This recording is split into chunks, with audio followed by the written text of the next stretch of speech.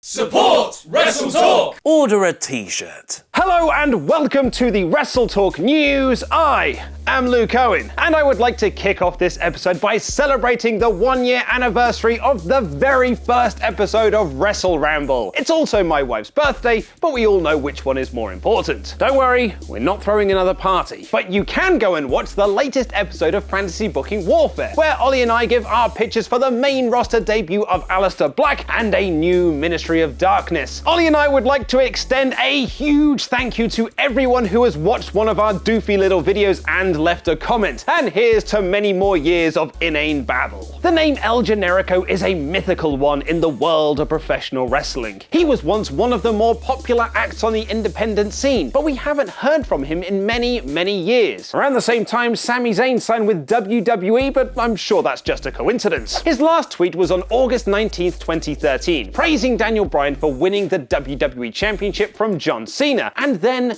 silence. That was until yesterday when the El Generico Twitter was active once again with the simple message, "Hello amigos. Could we see the long-awaited return of El Generico? And if we are, WWE could certainly use his help as one of their big WrestleMania matches is in jeopardy." 2 weeks ago on SmackDown Live, Kevin Owens and Sami Zayn attacked Shane McMahon after he announced they would be wrestling each other at WrestleMania 34, which saw Shane O'Mac get powerbombed onto some metal equipment backstage. Shane wasn't on last week's show to further this injury storyline, which was reportedly going to end with him teaming with the now medically cleared Daniel Bryan to take on Owens and Zayn on the grandest stage of them all. Sadly, WWE.com reported yesterday that this injury angle has worked itself into a shoot, writing that while in the Caribbean recovering with his family, he ended up in the hospital as a result of that bump backstage. Shane developed a massive infection due to acute diverticulitis and was hospitalized for several days in Antigua before being flown back to a New York area hospital where he is currently being treated with heavy doses of antibiotics, while noting that Shane also suffered an umbilical hernia which will require surgery. But this is WWE.com, right? No need to worry about this, it's just another step in the storyline. They do this sort of nonsense all the time. However, the Wrestling Observer are reporting that this isn't part of the WrestleMania angle. This is legitimate and not part of the storyline currently going on that saw Kevin Owens and Sami Zayn fired for their attack on him after he stepped down as commissioner a couple of weeks ago. They add,